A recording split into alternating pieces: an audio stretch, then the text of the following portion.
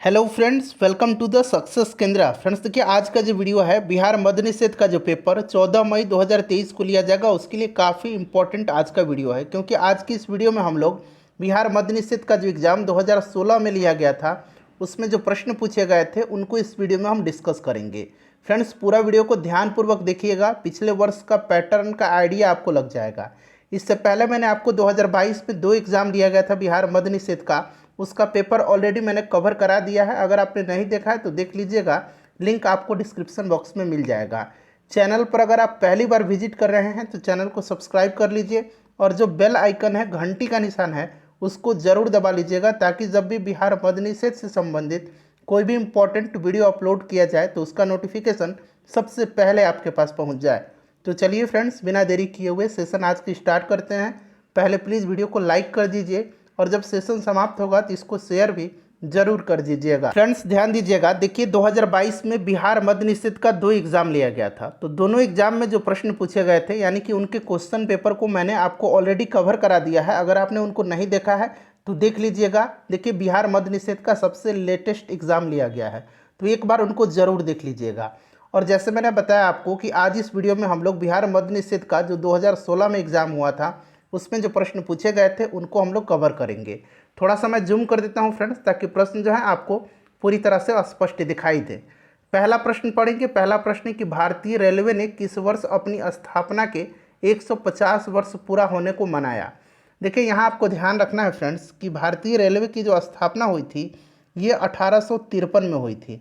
1853 में मुंबई से थाने के बीच जो है पहली रेलगाड़ी चलाई गई थी। और इसका जो सही आंसर हो जाएगा, 150वीं स्थापना वर्ष जो मनाया गया, यह 2002 में मनाया गया। तो ऑप्शन नंबर बी इसका राइट आंसर हो जाएगा। नेक्स्ट क्वेश्चन है कि अंतर्राष्ट्रीय परिवार दिवस किस दिन मनाया जाता है। देखिए अंतर्राष्ट्रीय परिवार दिवस जो है यह प्रत्येक वर्ष 15 मई को मनाया जाता है। 15 मई इसका राइट आंसर हो जाएगा। देखिए इस पेपर को आप एग्ज़ाम के तौर पर लगाइए। ऐसा समझिए कि आप एग्जामिनेशन हॉल में बैठे हुए हैं और एग्ज़ाम दे रहे हैं, और वीडियो के लास्ट में आप सभी लोग अपना अपना स्कोर ज़रूर कमेंट करके बताइएगा। देखिए तीसरा प्रश्न कि भारतीय रेलवे बिजली के इंजन बनाती है। तो बिजली का जो इंजन बनाती है ये कहाँ पर बनाती है, तो Chittaranjan locomotive works, right answer Chittaranjan में हो जाएगा।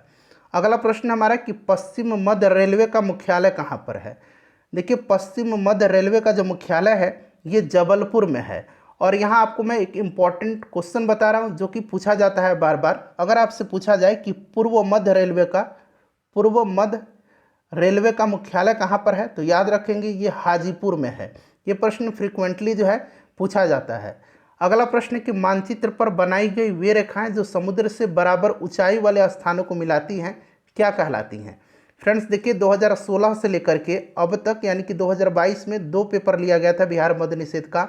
वहाँ तक जितने भी प्रश्न साइंस के पूछे गए हैं उनको मैंने एक सेपरेट वीडियो में कल कवर कराया हुआ है। तो फटाफट जा करके उनको एक बार ज़रूर देख लीजिएगा, काफ़ी बढ़िया तरीके से आपका फास्ट रिवीजन हो जाएगा। देखिए मानचित्र पर बनाई गई वे रेखाएं जो समुद्र से बराबर ऊंचाई वाले स्थानों को मिलाती हैं उसको कंटूर्स रेखाएं कहा जाता है। आइसो हाइट्स जो है फ्रेंड्स यह समान वर्षा वाले स्थानों को मिलाती है, और आइसोबार्स जो है यह मानचित्र पर समान वायुदाब को दर्शाती हैं। नेक्स्ट क्वेश्चन है हमारा कि उकाई परियोजना किस नदी पर स्थित है। उकाई परियोजना जो है यह ताप्ती नदी पर स्थित है, गुजरात में। तो ताप्ती राइट आंसर इसका हो जाएगा। अगला प्रश्न है कि भूमध्य सागर को लाल सागर से जोड़ने वाली नहर कौन सी है। तो फ्रेंड्स ध्यान दीजिएगा, यह जो नहर है यह नहर स्वेज नहर है। ध्यान रखेंगे स्वेज नहर जो है फ्रेंड्स इसका राष्ट्रीयकरण कब किया गया था, तो 1956 में इसका राष्ट्रीयकरण किया गया था। और यह जो नहर है स्वेज नहर यूरोप और एशिया को जोड़ने में महत्वपूर्ण भूमिका निभाती है। इसको भी आप निश्चित रूप से ध्यान रखेंगे। अगला प्रश्न कि गौतम बुद्ध ने यहाँ पर बना लीजिए, गौतम बुद्ध ने अपना प्रथम उपदेश कहाँ दिया था। तो आपको याद होगा कि गौतम बुद्ध ने अपना पहला उपदेश जो है यह सारनाथ ऋषि पतनम में दिया था। ठीक है, चलिए। और उनको ज्ञान की प्राप्ति कहाँ पर हुई थी, बोध गया में हुई थी। इनका जन्म कहाँ हुआ था, लुम्बिनी में हुआ था, और कुशीनगर में इनकी मृत्यु हुई थी। चलिए नेक्स्ट क्वेश्चन हमारे कि विश्व स्वास्थ्य संगठन WHO वर्ल्ड हेल्थ ऑर्गेनाइजेशन का मुख्यालय कहाँ पर स्थित है। देखिए WHO की स्थापना जो है 7 अप्रैल, यहाँ मैं लिख देता हूँ 7 अप्रैल 1948 को हुई थी, ठीक है। और इसीलिए 7 अप्रैल के दिन प्रत्येक वर्ष विश्व स्वास्थ्य दिवस मनाया जाता है। क्लियर, याद रखेंगे। इसका हेडक्वार्टर जेनेवा स्विट्जरलैंड में है। Option number B right answer हो जाएगा। और वर्तमान में इसके जो हेड हैं वो टेड्रोस अधनोम हैं, याद रखना है। अगर आपसे पूछा जाए कि WHO के चीफ साइंटिस्ट कौन है, मुख्य वैज्ञानिक कौन है, तो जेरेमी फरार इनका नाम याद रखना आपको, ठीक है। चलिए नेक्स्ट क्वेश्चन हमारे कि डिप्थीरिया रोग से कौन सा अंग प्रभावित होता है। साइंस वाले सेक्शन में मैंने सभी साइंस के क्वेश्चन को कवर करा दिया है जो 2016 से 2022 तक में पूछे गए हैं। इसी प्रकार से मैं आपको हिस्ट्री भी करवा दूंगा, ज्योग्राफी भी कवर करवा दूंगा और पॉलिटी भी मैं आपको कवर करवा दूंगा।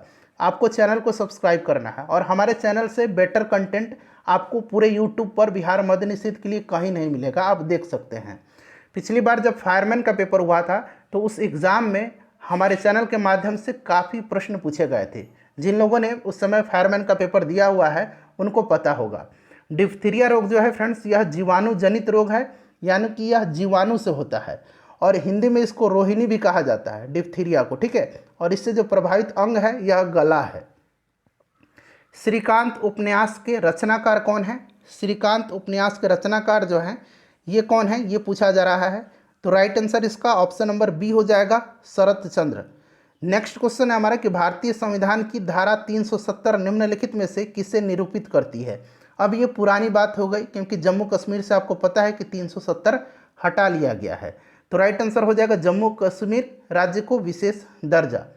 नेक्स्ट क्वेश्चन है, और अब जम्मू कश्मीर केंद्र शासित प्रदेश बन गया है। भारतीय संविधान की किस अनुसूची का संबंध भाषाओं के साथ है। आपको पता है कि टोटल कितनी अनुसूची हैं, तो 12 अनुसूचियां हैं, ठीक है फ्रेंड्स, याद रखना है। और 8वीं अनुसूची में टोटल 22 भाषाओं को रखा गया है, ये भी आप ध्यान रखेंगे। चौथी अनुसूची जो है यह राज्यसभा की सीटों का उल्लेख करता है। छठी अनुसूची में क्या है, तो असम, त्रिपुरा, मेघालय और मिजोरम की जनजातीय प्रशासन का उल्लेख किया गया है। ये राज्य का नाम याद रखना है, असम, त्रिपुरा, मेघालय और मिजोरम, ठीक है। और 7वीं अनुसूची में क्या है, तो केंद्र और राज्यों के बीच शक्ति का बंटवारा है। तो option number D right answer हो जाएगा। चलिए उसके बाद देखिएगा कि सोडा वाटर बनाने के लिए प्रयोग की जाने वाली गैस कौन सी है। तो फ्रेंड्स यह जो गैस है यह CO2 यानी कि कार्बन डाइऑक्साइड है। नेक्स्ट क्वेश्चन है कि मणिपुर राज्य की राजधानी कहाँ है। मणिपुर की राजधानी जो है ये इम्फाल है। गैंगटोक जो है ये सिक्किम की राजधानी है। ईटानगर जो है यह अरुणाचल प्रदेश की राजधानी है। चलिए नेक्स्ट क्वेश्चन है हमारा कि भारत में पंचवर्षीय योजना बनाने की जिम्मेदारी किस पर है। तो पंचवर्षीय योजना को अब समाप्त कर दिया गया है और यह जो जिम्मेवारी थी योजना आयोग के पास थी। अब योजना आयोग का भी नाम बदल करके क्या कर दिया गया है, नीति आयोग कर दिया गया है, ठीक है। नीति आयोग की स्थापना 1 जनवरी 2015 को। वर्तमान में इसके उपाध्यक्ष कौन है नीति आयोग के, तो सुमन बेरी हैं, नाम आपको याद रखना है। नेक्स्ट क्वेश्चन है कि एजरा कप का संबंध किस खेल से है। एजरा कप का संबंध जो है यह किस खेल से है, तो पोलो से है। रेडियो का आविष्कार किसने किया था। रेडियो का आविष्कार जो है यह किया था मार्कोनी ने। JL बेर्ड ने टेलीविज़न का आविष्कार किया था और एडिसन जो है इन्होंने विद्युत बल्ब का आविष्कार किया था। चार्ल्स बेबेज को कंप्यूटर का जनक कहा जाता है। अगला प्रश्न कि चंडीगढ़ के रॉक गार्डन के सृजनकर्ता कौन हैं। तो इसके सृजनकर्ता जो हैं यह आपसे पूछा गया है, तो राइट आंसर नेकचंद हो जाएगा। नेक्स्ट क्वेश्चन है कि कोलंबिया अंतरिक्ष यान यानी कि स्पेस शटल जिसमें भारतीय मूल की वैज्ञानिक कल्पना चावला की विस्फोट के दौरान मृत्यु हो गई थी, किस देश का था। तो कोलंबिया जो था फ्रेंड्स यह कहाँ का था, तो ये अमेरिका का था। Option number D right answer हो जाएगा, ठीक है। चलिए उसके बाद नेक्स्ट क्वेश्चन है कि एड्स रोग में अक्षर ए जो है इसका तात्पर्य क्या है। ए का मतलब आपसे पूछा जा रहा है। तो एड्स का अगर फुल फॉर्म आपको पता है तो आप इजीली इसको बना सकते हैं, एक्वायर्ड इम्यून डिफिशियंसी सिंड्रोम।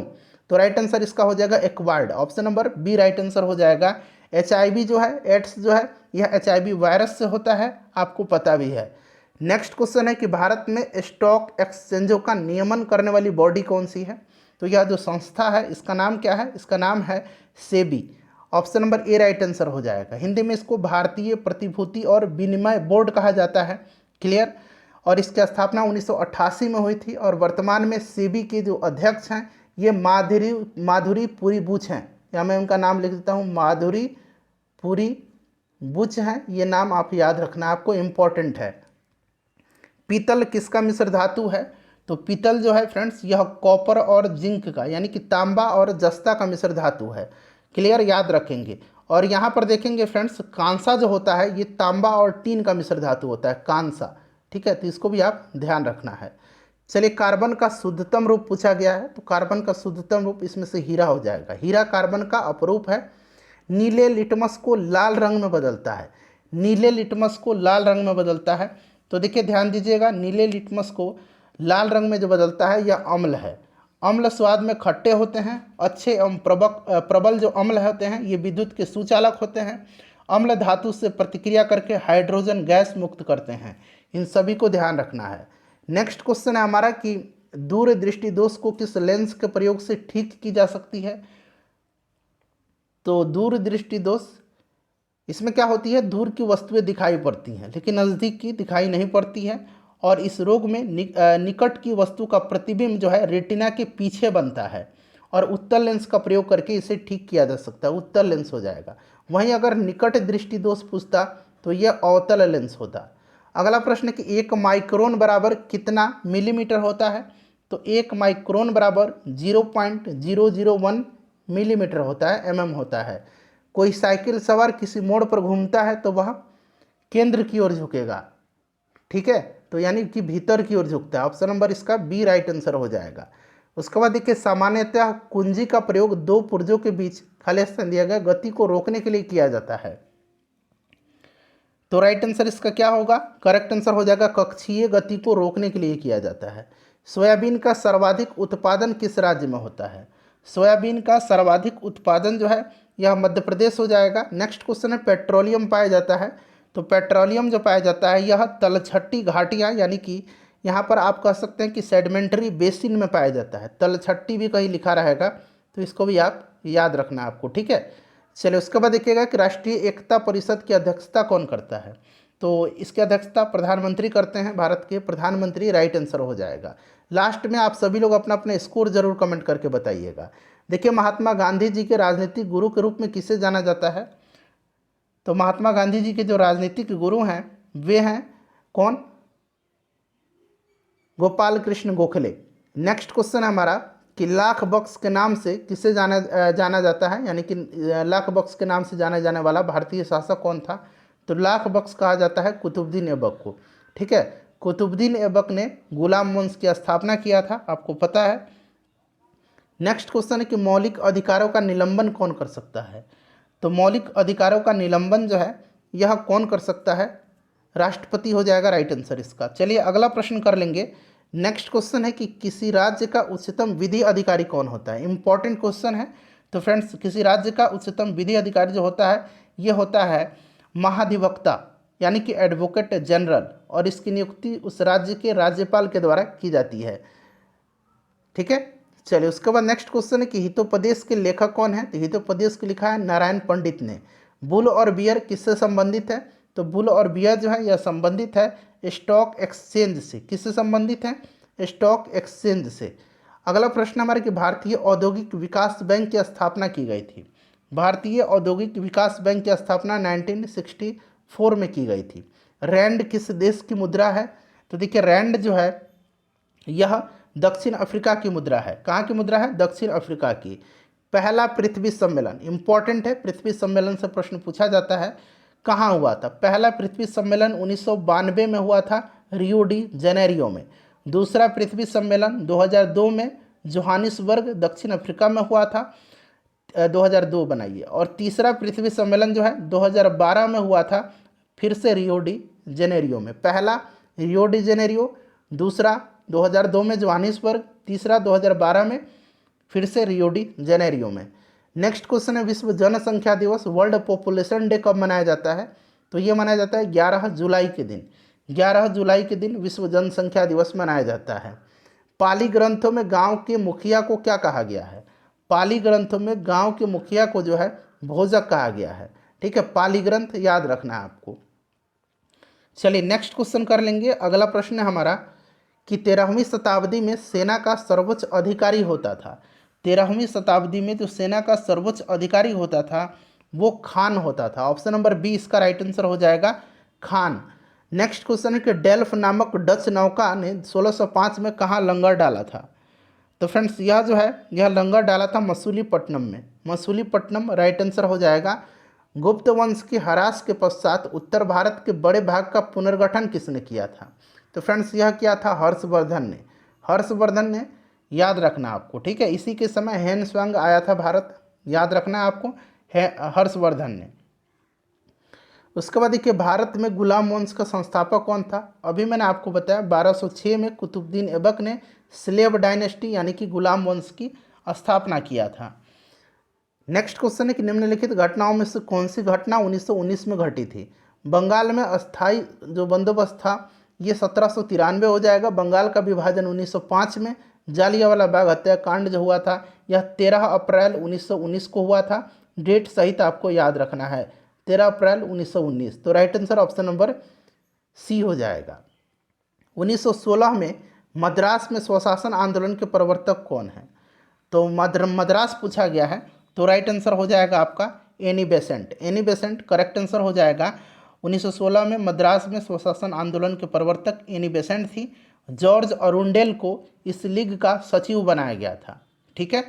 चलिए नेक्स्ट क्वेश्चन है हमारा, अगला प्रश्न है कि निम्नलिखित में से किसने 1857 ईस्वी के विद्रोह का कानपुर में नेतृत्व किया था?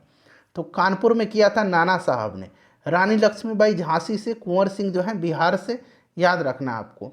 चलिए नेक्स्ट क्वेश्चन है कि इंडियन नेशनल कांग्रेस के संस्थापक कौन थे? तो इसके संस्थापक जो थे ये आपसे पूछा गया है। तो संस्थापक जो थे एओ ह्यूम थे।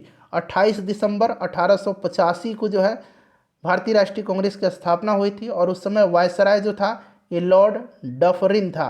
कौन था? लॉर्ड डफरिन था, याद रखेंगे इसका भी नाम, Allan Octavian Hume. Next question हमारा कि कांग्रेस का प्रथम अधिवेशन 1885 में बम्बई में हुआ था। याद रखना आपको, WC बनर्जी यानी कि व्योमेश चंद्र बनर्जी ने इसकी अध्यक्षता की थी। इसमें पूछा गया है कि में संपन्न हुआ था, उस समय भारत का वायसराय कौन था? तो अभी मैंने बताया था कि उस समय वायसराय लॉर्ड डफरिन था 1885 में। जब स्थापना हुई थी भारतीय राष्ट्रीय कांग्रेस की उस समय भी था, पहला अधिवेशन हुआ था, वहीं पूछा गया है, तो लॉर्ड डफरिन था। Option number A right answer हो जाएगा। चलिए उसके बाद देखेंगे कि मुस्लिम लीग की स्थापना 1906 में हुई थी। उस समय उसके उद्देश्य में कौन सी बात सम्मिलित नहीं थी? कौन सी बात सम्मिलित नहीं थी? द्विराष्ट्र सिद्धांत, भारत का सांप्रदायिक विभाजन, पाकिस्तान की मांग। तो उपरिक्त सभी इसका राइट आंसर हो जाएगा, ठीक है। उसके बाद देखिए नेक्स्ट क्वेश्चन है कि संविधान के किस अनुच्छेद में अल्पसंख्यकों के हितों का संरक्षण की व्यवस्था है? तो यह आर्टिकल जो है आर्टिकल 29 है। अनुच्छेद 32 में संवैधानिक उपचारों का अधिकार है, जिसको बाबा साहेब अम्बेडकर ने संविधान की आत्मा कहा है। अनुच्छेद 19 में स्वतंत्रता का अधिकार है और 14 में समानता का अधिकार है, ठीक है। चलिए अगला प्रश्न कर लेंगे। नेक्स्ट क्वेश्चन है हमारा कि संविधान के किन अनुच्छेदों में मौलिक अधिकारों का वर्णन है? तो मौलिक अधिकार जो है इसको संयुक्त राज्य अमेरिका से लिया गया है और इसका वर्णन जो है संविधान के भाग 3 में है, अनुच्छेद 12 से लेकर के 35 तक में, ठीक है। चलिए उसके बाद नेक्स्ट क्वेश्चन करेंगे कि निम्नलिखित में से यौगिक कौन सा है? तो इसमें से यौगिक जो है वह अमोनिया है। NH3 इसका फॉर्मूला होता है। पीलिया रोग जो है किस अंग का रोग है? पीलिया जॉन्टिस जिसको कहा जाता है, यह बिलुरुबिन की मात्रा अधिक होने के कारण होता है। बिलुरुबिन की मात्रा अधिक होने के कारण होता है और यह लीवर को प्रभावित करते हैं, यानी कि यकृत राइट आंसर हो जाएगा। सूची को मिलान करना है, एक तरफ बुक दिया गया है और उनके लेखक दिया गया है। ये सुटेबल बॉय के लेखक विक्रम सेठ हैं, शाहनामा के फिरदौसी, राज तरंगनी के कलहन और ट्रेजर आइलैंड के हो जाएगा R स्टीवेंसन। तो मिला लीजिएगा आप लोग।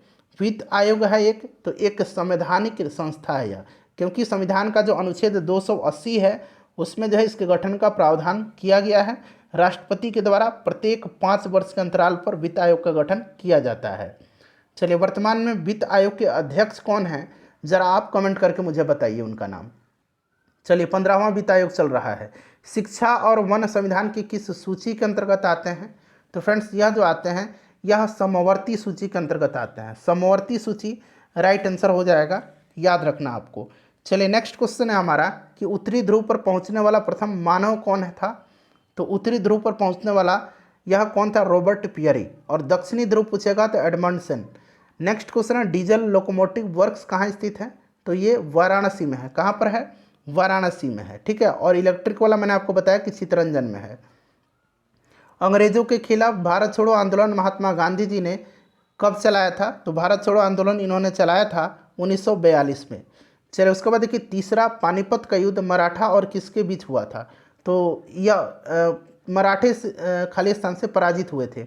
तो यह मराठा और अहमद शाह अब्दाली के बीच हुआ था। और इसमें जो है मराठे अफगान से पराजित हुए थे। अफगान था वो कौन था, अहमद शाह अब्दाली, ठीक है, याद रखना आपको। 1761 में पानीपत की तीसरी लड़ाई हुई थी। बुद्ध का जन्म कहाँ पर हुआ था, इसका आंसर आप कमेंट करके बताइए, अपना स्कोर बताइए। और देखिए जितने भी जीके और साइंस के प्रश्न पूछे गए थे उनको मैंने कवर करा दिया है। वीडियो को लाइक कर दीजिएगा और इसको शेयर